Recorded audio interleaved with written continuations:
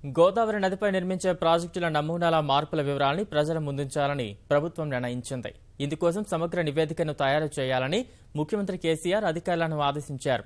కృష్ణా, గోదావరి నదులపై కొత్తగా నిర్మించే ప్రాజెక్టుల పనులకు వెంటనే టెండర్లు పిలవాలన్న సీఎం ఇప్పటికే ప్రారంభించిన పనులు వేగవంతం చేయాలని సూచించారు.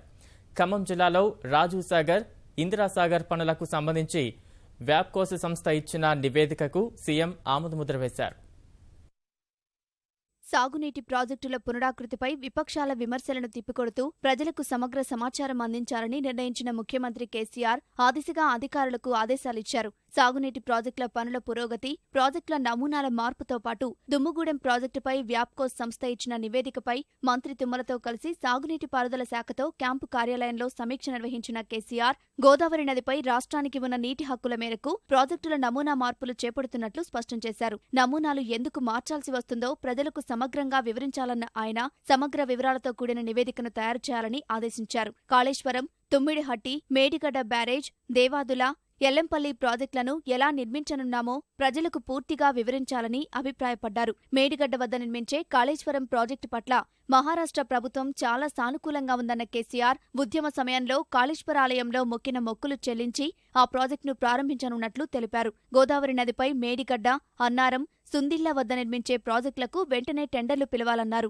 తుమ్మిడిహట్టి వద్ద ప్రాణహిత నదిపై నిర్మించదలపెట్టిన ప్రాజెక్టు ద్వారా ఆదిలాబాద్ జిల్లాలో 2,10,000 ఎకరాలకు సాగునీరు అందిస్తామన్న సీఎం బ్యారేజ్, బ్యాలెన్సింగ్ రిజర్వాయర్ల నిర్మాణం కోసం వ్యాప్కోస్తో సర్వే చేయించాలని నిర్ణయించారు. పాలమూరు ఎత్తిపోతల పథకంలో భాగంగా నిర్మించే నార్లపూర్, ఏదుల, వట్టెం, కర్వేనా రిజర్వాయర్ల పనులను 2 ఏళ్లలో పూర్తి చేసేలా కార్యాచరణ రూపొందించాలన్నారు. మహబూబ్ నగర్ జిల్లాలో పురోగతిలో ఉన్న కల్వకుర్తి, నెట్టెంపాడు, భీమా ప్రాజెక్టులను వేగంగా పూర్తి చేసి ఈ ఖరీఫ్లోనే నీళ్లు అందించాలని ఆదేశించారు.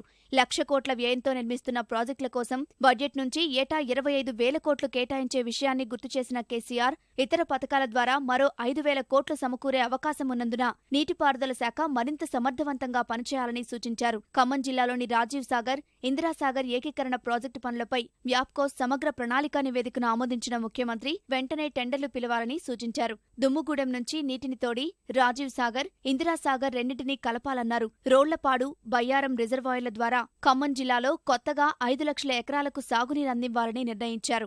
ఈ పనులకు టెండర్లు పిలవాలని సీఎం అధికారులను ఆదేశించారు.